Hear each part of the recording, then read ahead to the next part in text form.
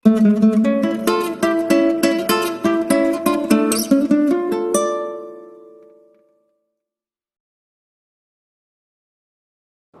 Students, আশা করি তোমরা সবাই খুব ভালো আছো। আজকের ক্লাসে আমরা ক্লাস 12-এর থার্ড চ্যাপ্টার হিউম্যান রিপ্রোডাকশন অর্থাৎ মানুষের জনন যে চ্যাপ্টারটা আমরা শুরু করেছি সেই চ্যাপ্টারটা আমরা কন্টিনিউ করব। তো এতদিন পর্যন্ত আমরা এই চ্যাপ্টারটা যেগুলো পড়েছি সেগুলো আমরা একটু রিকল করে নিই। আমরা প্রথম দিনের ক্লাসে পড়েছিলাম পুং জননতন্ত্র অর্থাৎ mail reproductive system number 1। Number 2 আমরা পড়েছিলাম স্পার্মাটোজেনেসিস অর্থাৎ শুক্রাণু উৎপাদন প্রক্রিয়া অর্থাৎ স্পার্ম ফর্মেশন প্রসেস সম্বন্ধে। ওকে, তারপর আমরা পড়েছি স্ত্রী জননতন্ত্র অর্থাৎ ফিমেল রিপ্রোডাক্টিভ সিস্টেম সম্বন্ধে, এবং আমরা পড়েছি স্ত্রী গ্যামেট অর্থাৎ ডিম্বাণু উৎপাদন প্রক্রিয়া যেটাকে বলা হচ্ছে উজেনেসিস, সেটা সম্বন্ধে আমরা পড়েছি। নেক্সট ক্লাসে আমরা পড়েছিলাম স্পার্ম এবং ওভামের গঠন সম্বন্ধে, তাদের স্ট্রাকচার সম্বন্ধে পড়েছি। ঠিক আছে, এরপর আজকের ক্লাসে আমরা মেনলি যেটা পড়ব সেটা হচ্ছে, তারও আগে আমরা পড়েছি শুক্রাশয়ের কলাস্থানিক গঠন অর্থাৎ মাইক্রোস্কোপিক স্ট্রাকচার অফ টেস্টিস পড়েছি। আজকে আমরা পড়ব মাইক্রোস্কোপিক স্ট্রাকচার অফ ওভারি অর্থাৎ ডিম্বাশয়ের কলাস্থানিক গঠন বা ডিম্বাশয়ের আণুবীক্ষণিক গঠন। 2019-এ এই কোয়েশ্চেনটা পুরোটা এসেছিল, ডিম্বাশয়ের কলাস্থানিক গঠন সম্বন্ধে লেখো, চিত্রসহ এটা বর্ণনা করো। তো এবং রায়ান মার্টিনের কোয়েশ্চেন ব্যাংকে বিভিন্ন পেজে কিন্তু আমি এই কোয়েশ্চেনটা পেয়েছি, তো আমার মনে হলো এই কোয়েশ্চেনটা ইম্পর্টেন্ট, তো সেজন্য এই ক্লাসটা আজকে আমরা ডিম্বাশয়ের কলাস্থানিক গঠন সম্বন্ধে আলোচনা করব। যারা এই বায়োলজি স্টাডিমেট চ্যানেলের সঙ্গে যুক্ত হয়ে আছো তাদেরকে তো নতুন করে কিছু বলার নেই। যারা আজকে এই বায়োলজি স্টাডিমেটকে প্রথম দেখছো তাদেরকে বলি চ্যানেলটা সাবস্ক্রাইব করে রাখো, তাতে করে তোমাদের সুবিধা হবে আরও নতুন কিছু জানতে, বা পরে যে সমস্ত ভিডিওগুলো এখানে আসবে সেগুলো সম্বন্ধে তোমরা জানতে পারবে, এবং অবশ্যই তোমরা এই চ্যানেল থেকে কিছু শিখতে পারবে, কিছু কনসেপ্ট অন্তত ক্লিয়ার হবে। ওকে, তো আজকে আমরা যেটা পড়বো ডিম্বাশয়ের কলাস্থানিক গঠন, সেই ক্লাসটা আজকে শুরু করা যাক। একটি পরিণত ডিম্বাশয় অর্থাৎ ওভারি জনন কলা টিউনিকা অ্যালবুজিনিয়া বা যেটাকে শ্বেত আবরক বলা হয়, আমি ইংলিশ টার্মটাই লিখেছি যাতে করে ইংলিশ বাংলা দুটোই আমাদের মনে রাখতে সুবিধা হয়। তো জনন কলা টিউনিকা অ্যালবুজিনিয়া, স্ট্রোমা বা ধাত্র, আদি ডিম্বথলি অর্থাৎ প্রাইমোর্ডিয়াল ফলিকল, ক্রমবর্ধমান ডিম্বথলি অর্থাৎ গ্রোয়িং ফলিকল, এবং পরিণত ডিম্বথলি অর্থাৎ গ্রাফিয়ান ফলিকল, এবং কর্পাস লিউটিয়াম বা পিত গ্রন্থি নিয়ে এবং আন্তর্কোষ, এই সবগুলো নিয়ে একটা পরিণত ডিম্বাশয় গঠিত। এটা আমরা কোথা থেকে পাবো না, যখন কোনো একটা ডিম্বাশয়ের মাইক্রোস্কোপিক্যাল স্ট্রাকচার আমরা দেখব তখন এই জিনিসগুলো আমরা দেখব। তো প্রথমে আমরা চলে আসি জনন কলা সম্বন্ধে। ডিম্বাশয়ের সব থেকে বাইরের স্তরটা হচ্ছে জনন কলা বা জার্মিনাল এপিথেলিয়াম। এটি একটি মাত্র ঘনতলীয় কোষস্তর নিয়ে গঠিত, ঘনতলাকার আর কি কোষ নিয়ে গঠিত এই জার্মিনাল এপিথেলিয়াম যে স্তরটা আছে সেটা। এর পরের আবরণটা যেটা সেটা হচ্ছে টিউনিকা অ্যালবুজিনিয়া বা শ্বেত আবরক। এটা কি না, দেখো বলেছে যে জনন কলার পরবর্তী স্তর, এবং এই অংশে কিন্তু ডিম্বথলি থাকে না। তারপরে আমরা পড়ব স্ট্রোমা বা ধাত্র সম্বন্ধে। এই স্ট্রোমা বা ধাত্রটা কি না, টিউনিকা অ্যালবুজিনিয়া যে স্তরটা আমরা দেখলাম তার ঠিক নিচে অবস্থিত এই স্ট্রোমা বা ধাত্র পোর্শনটা। তাহলে একদম বাইরের দিকে দেখলাম জনন কলা বা জার্মিনাল এপিথেলিয়াম, তারপর টিউনিকা অ্যালবুজিনিয়া, এবং তারপর হচ্ছে ভিতরের যে অংশটা সেখানে হচ্ছে স্ট্রোমা বা ধাত্র অবস্থিত। ওকে, তো আমরা এই জিনিসগুলো একটু ছবিতে প্রথম দেখে নিই, তারপর আমরা ডিম্বথলি বা ফলিকল পোর্শনটাতে আসবো। তো এটা হচ্ছে একটা পরিণত ডিম্বাশয়ের গঠন। এখানে একদম দেখতে পাচ্ছ একদম বাইরের যে আবরণটা সেটা হচ্ছে জার্মিনাল এপিথেলিয়াম বা জনন কলা। নেক্সট আমরা দেখেছি যে এটা টিউনিকা অ্যালবুজিনিয়া বা শ্বেত আবরক 2 নাম্বার, এবং 3 নাম্বার আমরা বললাম যে এর ভিতরের যে অংশটা সেই অংশটা হচ্ছে স্ট্রোমা বা ধাত্র, যার মধ্যে এই ডিম্বথলিগুলো অবস্থান করছে। ওকে, দেখে নাও একটু ছবিটা ভালো করে। নেক্সট চলে আসি ডিম্বথলি বা ফলিকল সম্বন্ধে। তো ডিম্বাশয়ের স্ট্রোমার বহিস্তরে স্ট্রোমা বা ধাত্র আমরা যেটা পড়লাম সেটা একদম বাইরের দিকে হচ্ছে যে বহিস্তর এবং ভিতরের দিকটা হচ্ছে অন্তঃস্তর আমরা বলতে পারি। তো সেই স্ট্রোমার বহিস্তরে বিক্ষিপ্তভাবে দ্বীপের মতো আর কি ছোট ছোট ছোট ছোট যে কোষপুঞ্জ বিন্যস্ত থাকে তাদেরকে বলা হচ্ছে ডিম্বথলি বা ফলিকল। ওকে, তো এই ডিম্বথলি 3 প্রকারের হয়ে থাকে। 1 নাম্বার আদি ডিম্বথলি বা প্রাইমোর্ডিয়াল ফলিকল, 2 নাম্বার হচ্ছে গ্রোয়িং ফলিকল বা ক্রমবর্ধমান ডিম্বথলি, এবং 3 নাম্বার হচ্ছে যে একদম ম্যাচিওর বা পরিণত ডিম্বথলি, যেটাকে বলা হচ্ছে গ্রাফিয়ান ফলিকল। তো আমরা একটা একটা করে এবার চলে আসি। প্রথমেই হচ্ছে আদি ডিম্বথলি বা প্রাইমর্ডিয়াল ফলিকল। এটা দেখো কি বলেছে, ভ্রূণ অবস্থায় জনন কলা থেকে অর্থাৎ জার্মিনাল এপিথেলিয়াম, যেটা একদম ডিম্বাশয়ের বাইরের আবরণটা দেখলাম সেটা হচ্ছে জনন কলা, তো সেখান থেকেই এই আদি ডিম্বথলি বা প্রাইমর্ডিয়াল ফলিকলটা সৃষ্টি হয় এবং দিয়ে স্ট্রোমাতে এটা অবস্থান করছে।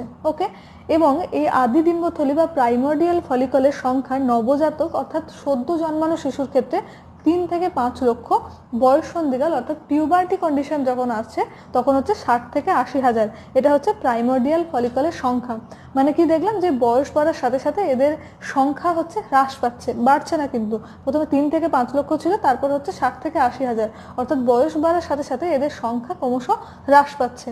ওকে, অর্থাৎ এই প্রাইমর্ডিয়াল ফলিকলের ক্ষেত্রে কি হয়, মাঝখানে থাকে প্রাইমারি উসাইট, মাঝখানে থাকে প্রাইমারি উসাইট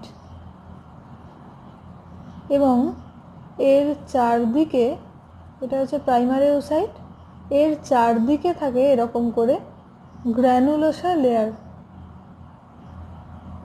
এর চারদিকে যে কোষগুলো আর কি বিন্যস্ত থাকে সেই কোষের স্তরটাকে বলা হচ্ছে গ্র্যানুলোসা লেয়ার, আর কিছুই না। ঠিক আছে, এই স্তরটার নাম হচ্ছে গ্র্যানুলোসা। দেখতে পাওয়া যাচ্ছে নিশ্চয়ই, গ্র্যানুলোসা লেয়ার, যেটা বাংলায় লিখলে হবে গ্র্যানুলোসা কোষস্তর। ঠিক আছে, এটা এই জিনিসটা, এই স্ট্রাকচারটা হচ্ছে প্রাইমর্ডিয়াল ফলিকল বা আদি ডিম্বথলি। ওকে, নেক্সট আমরা চলে আসি এই প্রাইমর্ডিয়াল ফলিকল যখন এরপর এটা যখন বিভাজিত হবে তখন কিন্তু এটা অ্যারেস্টেড হয়ে যায়। প্রাইমর্ডিয়াল যে উসাইড যেটা আছে, এই প্রাইমারি উসাইড যেটা আছে সেটাতে তো আমরা দেখেছিলাম যে প্রোফেজ 1 উজেনেসিস পড়তে গিয়ে দেখেছিলাম যে প্রোফেজ 1 ডিপ্লোডনে গিয়ে অ্যারেস্টেড হয়ে যায়। তারপর যখন পিউবার্টি কন্ডিশন আসে 2 নাম্বার, এখানে যখন পিউবার্টি কন্ডিশন আসে, পিউবার্টি অর্থাৎ বয়স সন্ধিকাল যখন আসে তখন আমরা দেখেছিলাম GnRH, LH, FSH এই হরমোনগুলোর প্রভাবে এই প্রাইমর্ডিয়াল ফলিকল যেটা ছিল সেটা বিভাজিত হয়ে তৈরি করছে কি না সেকেন্ডারি ফলিকল। ওকে, কি তৈরি করছে, সেকেন্ডারি ফলিকল। সেকেন্ডারি ফলিকলের মধ্যে তাহলে স্ট্রাকচারটা কীরকম হবে, মাঝখানে যেরকম প্রাইমারি উসাইড ছিল সেটা তো থাকবেই, প্রাইমারি, দেখতে পাওয়া যাচ্ছে নিশ্চয়ই, প্রাইমারি উসাইড এটা যেরকম ছিল সেরকম তো থাকবেই। এটা এখানটায় দেখলে ভালো হতো, তাহলে গোলটা ঠিক মতো করে দেখানো যেত। যাই হোক, তোমরা বুঝে নিও, এটা হচ্ছে প্রাইমারি উসাইড।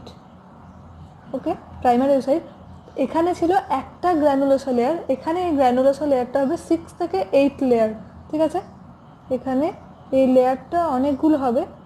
যাই হোক, এমনি জাস্ট বোঝানোর জন্য আমি কয়েকটা করছি, অতগুলো আঁকতে গেলে তো অনেকটা সময় যাবে। তো এখানে 6 থেকে 8 লেয়ার থাকে গ্র্যানুলোসা লেয়ারটা। এবং আরেকটা যেটা নতুন এখানে আসে সেটা হচ্ছে এই গ্র্যানুলোসা লেয়ারের বাইরের দিকে, এটা জাস্ট এই কটাই দেখালাম, তবে এই গ্র্যানুলোসা লেয়ারটা হচ্ছে 6 থেকে 8টা লেয়ার হয় এবং এই লেয়ারটার বাইরে একটা নতুন একটা আবরণ সৃষ্টি হয় এই সেকেন্ডারি ফলিকলের ক্ষেত্রে। এটা তো হচ্ছে সেকেন্ডারি ফলিকল বা এটাকে বলা হচ্ছে গৌণ ডিম্বথলি। ঠিক আছে, এটা হচ্ছে আদি ডিম্বথলি, এটা হচ্ছে গৌণ ডিম্বথলি। এটার নাম হচ্ছে থিকা, থিকা লেয়ার, THECA, থিকা। এটা হচ্ছে গ্র্যানুলোসা, এর আগে বাংলাটা লিখেছি, এটা আমি ইংলিশেই লিখছি জাস্ট, গ্র্যানুলোসা লেয়ার। আর এখানটা তো প্রাইমারি উসাইড, এটা তো দেখলাম, অর্থাৎ ওভাম যেটা বলছি সেটা। ওকে, তারপর এই কন্ডিশনটা যখন হচ্ছে, এটা হচ্ছে একটা পরিণত ডিম্বথলি অর্থাৎ গ্রাফিয়ান ফলিকলের স্ট্রাকচার। ওকে, তো এটা আমরা এবার একটা একটা করে পয়েন্টিংটা করে নিই, তাহলেই আমরা বুঝতে পারবো, এটা একদম মনে রাখতে সুবিধা হবে আর কি। একদম বাইরের লেয়ার যেটা সেটা হচ্ছে থিকা এক্সটার্না, থিকা এক্সটার্না। ওকে, ইংলিশটাও লিখে দিই পাশে, থিকা এক্সটার্না। থিকা লেয়ার ছিল, আমরা দেখেছিলাম আগেরটা। এক্সটার্না মানে হচ্ছে একদম বাইরেরটা, আর ভিতরের আবরণটার নাম হচ্ছে থিকা ইন্টারনা। যেহেতু ভিতরের দিকে, এটার নাম হচ্ছে থিকা ইন্টারনা। এটা হচ্ছে THECA ইন্টারনা, INTERNA।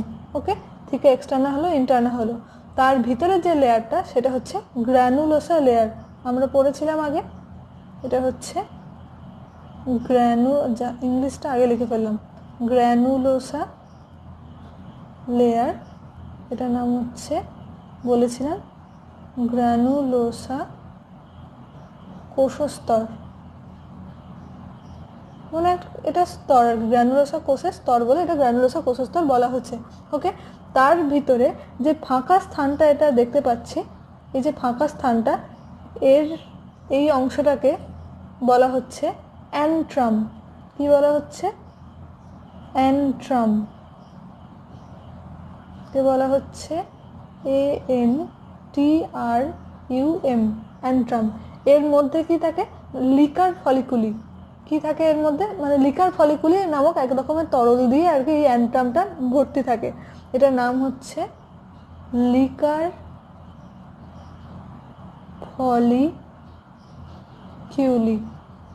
বা ফলিকুলি, যা বলো, লিকার ফলিকুলি নামক তরল দিয়ে এই অ্যান্ট্রাম অংশটা ভর্তি থাকে। ওকে, এখানটা হলো তাহলে অ্যান্ট্রাম। অ্যান্ট্রামের ভিতরের দিকে যে স্তরটা, তাকে বলা হচ্ছে করোনা রেডিয়াটা। এই অংশটা হচ্ছে করোনা রেডিয়েটা। কি বললাম? করোনা রেডিয়েটা। আমরা এটা পয়েন্টিং করি, এটা হচ্ছে করোনা রেডিয়েটা বা রেডিয়াটা, যা খুশি বলো, CORONA, করোনা রেডিয়াটা। ওকে, করোনা রেডিয়েটা যেটা আছে তার ভিতরের দিকের যে স্তরটা, এই যে ডট ডট ডট দেখতে পাচ্ছ, এই স্তরটার নাম হচ্ছে জোনা পেলুসিডা। এই স্তরটার নাম হচ্ছে জোনা পেলুসিডা। ইংলিশ নাম ZONA, জোনা, PELLUCIDA। নিশ্চয়ই লেখাগুলো বোঝা যাচ্ছে। জোনা পেলুসিডা হচ্ছে একদম ভিতরে, আর একদম এই যে জিনিস দেখতে পাচ্ছি ওভামের যে আবরণ যেটা, সেটাকে বলা হচ্ছে উলেমা। আমরা দেখেছি যে প্লাজমার বাইরের যে আবরণ সেটা প্লাজমা লেমা যেমন বলি, তেমনি ওভামের বাইরের আবরণটা হচ্ছে উলেমা, LEMMA, উলেমা। ওকে, আর এখানে এই যে কোষের স্তরটা দেখতে পাচ্ছি আমরা, এটার নাম হচ্ছে কিউমুলাস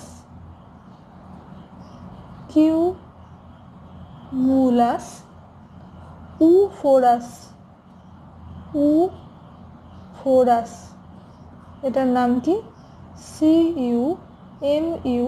CUMULUS, কিউমুলাস UPHORUS, উফোরাস। এই কিউমুলাস উফোরাসটার কাজ কি না, এটা কি করে?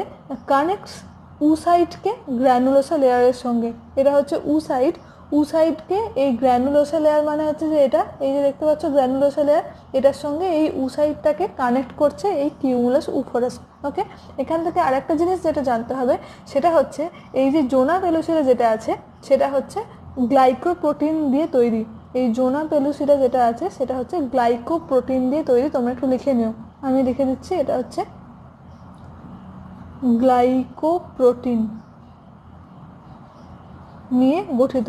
ওকে, আর যেটা জানতে হবে সেটা হচ্ছে এই যে গ্র্যানুলোসা লেয়ার যেটা আছে না, গ্র্যানুলোসা লেয়ারটা, এটা ইস্ট্রোজেন প্রডিউস করতে সাহায্য করে। এটা দেখতে পাওয়া যাচ্ছে নিশ্চয়ই, প্রডিউস ইস্ট্রোজেন। এটা ইস্ট্রোজেন প্রডিউস করতে সাহায্য করছে গ্র্যানুলোসা লেয়ারটা। আর থিকা এক্সটার্না আর ইন্টারনা এই দুটো প্রডিউস করছে অ্যান্ড্রোজেন। তাহলে এই স্ট্রাকচারটা যদি তোমরা পুরো মনে রাখতে পারো না, তাহলে এখান থেকে কিন্তু অনেক শর্ট কোয়েশ্চেন আসে, যেটা আমরা শর্ট কোয়েশ্চেন আলোচনা করার সময় এখানটা আমি বলে দেবো। তো এটা হচ্ছে একটা পরিণত ডিম্বথলি বা গ্রাফিয়ান ফলিকলের স্ট্রাকচার, যেটা তোমরা একটু ভালো করে দেখে নিও। এখান থেকে আরেকটা জিনিস যেটা জানতে হবে সেটা হচ্ছে রজত চক্রের 14তম দিনে এই যে গ্রাফিয়ান ফলিকল অর্থাৎ পরিণত ডিম্বথলি থেকে ডিম্বথলিটা আর কি এটা বিদীর্ণ হয়ে যায়, দিয়ে এর মধ্যে যে ওভাম বা ডিম্বাণুটা আছে সেটা কিন্তু এখান থেকে বেরিয়ে যায়। হচ্ছে যে প্রসেসটাকে বলা হচ্ছে ওভিউলেশন, এটা আমরা আগে বলেছিলাম। তো এরপর আমরা যেটা দেখলাম অবশ্যই যে এই মানে এই পরিণত ডিম্বথলির কাজ কি না, এই প্রডিউস ইস্ট্রোজেন অর্থাৎ ইস্ট্রোজেন প্রডিউস করতে সাহায্য করা।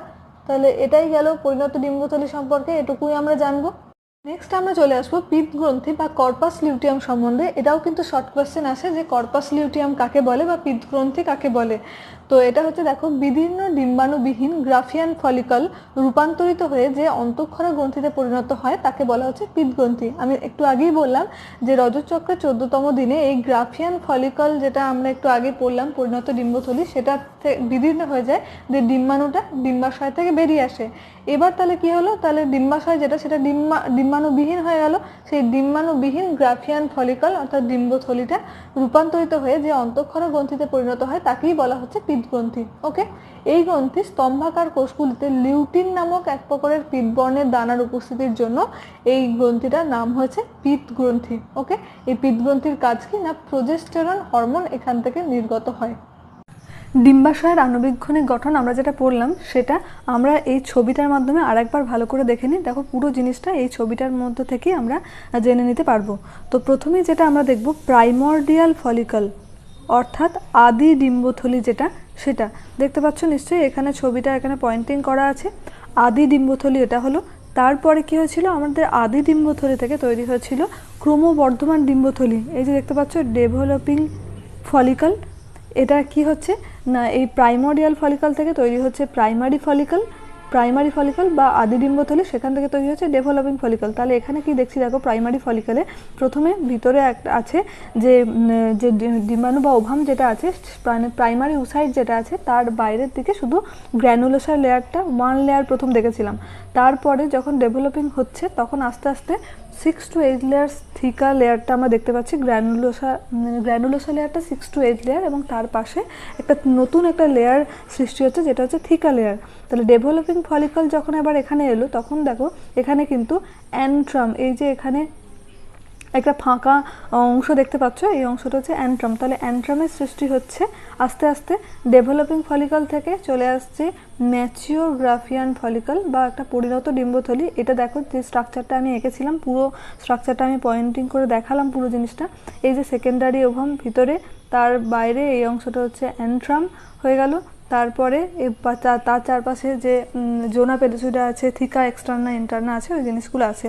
ওকে, এটা তো হলো ম্যাচিওর গ্রাফিয়ান ফলিকল বা ম্যাচিওর মানে পরিণত ডিম্বথলি যেটা। তো সে তারপরে যেটা হচ্ছে সেটা হচ্ছে রজস্রাবের 14 দিনের মাথায় এই গ্রাফিয়ান ফলিকল যেটা আছে সেটা কিন্তু রাপচার্ড হয়ে যায় বা বিদীর্ণ হয়ে যায়। দিয়ে দেখো এই লিবারেটেড ওভাম অর্থাৎ ডিম্বাণুটা এই মানে পরিণত ডিম্বথলি বা ম্যাচিওর গ্রাফিয়ান ফলিকল থেকে কিন্তু বাইরে বেরিয়ে আসে। এই ঘটনাটাকে বলা হচ্ছে ওভিউলেশন। যেহেতু ওভামটা বাইরে বেরিয়ে আসছে, মানে ডিম্বাশয় বা ওভারি থেকে অ্যাবডোমিনাল ক্যাভিটিতে চলে আসছে, সেই কন্ডিশনটাকে বলা হচ্ছে, সেই প্রক্রিয়াটাকে বলা হচ্ছে ওভিউলেশন। ঠিক আছে, এরপর কি হয় না, যখন এই পরিণত গ্রাফিয়ান ফলিকল থেকে ডিম্বাণুটা বেরিয়ে গেল তখন এই ডিম্বাণুবিহীন এই যে পরিণত ডিম্বথলিটা আছে সেটাকে কি বলা হয়, সেটাকে বলা হয় পিত্ত গ্রন্থি বা কর্পাস লিউটিয়াম। এই যে দেখতে পাচ্ছ কর্পাস লিউটিয়াম। ঠিক আছে, তো এটা হচ্ছে কর্পাস লিউটিয়াম। তারপর আস্তে আস্তে এই কর্পাস লিউটিয়ামটা ধ্বংসপ্রাপ্ত হয়ে যায়।